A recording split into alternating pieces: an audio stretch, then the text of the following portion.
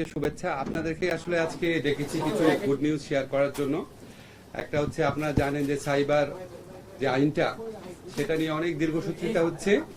এই আইনটা নিয়ে আলটিমেটলি কি করা হবে সেটা নিয়ে আপনাদের মধ্যেও প্রশ্ন রয়েছে।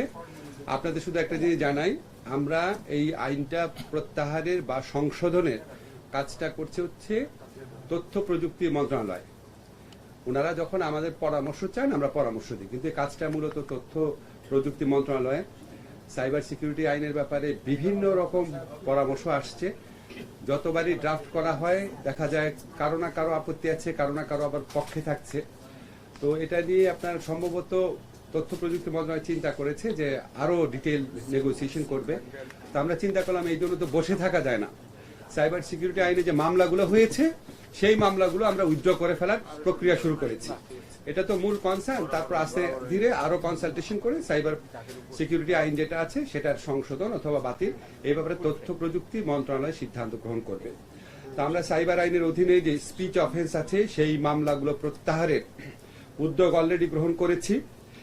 আমরা তালিকা করে দেখেছি বিগত সরকারের আমলে ৩৩২টি স্পিচ অফেন্সের মামলা করা হয়। এর মধ্যে ৩৩২টি স্পিচ অফেন্স সংক্রান্ত মামলার বিচার চলছে। এর মধ্যে ৫৭টি মামলা হচ্ছে তদন্তাধীন আছে। এই যে ৩৩২টি মামলা বিচারাধীন আছে, এইগুলি উইথড্র করার ব্যাপারে আইন মন্ত্রণালয়ের ভূমিকা রাখার অবকাশ আছে।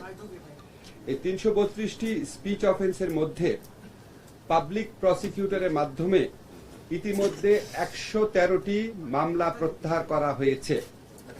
আমরা আশা করছি আগামী ২ সপ্তাহের মধ্যে স্পিচ অফেন্স সংক্রান্ত যতগুলা মামলা আছে সব প্রত্যাহার করা হবে। ইতিমধ্যেই আমরা প্রায় অর্ধেক মামলা প্রত্যাহার করেছি, বাকিগুলা করা হবে। আর এই আইনের ব্যাপারে কি পদক্ষেপ নেওয়া হচ্ছে এই ব্যাপারে আপনারা তথ্য প্রযুক্তি মন্ত্রণালয় থেকে অচিরেই আরো জানতে পারবেন। আরেকটা আমাদের লক্ষ্য ছিল, আমাদের দায়িত্ব গ্রহণ করার পরই আপনারা জানেন বিগত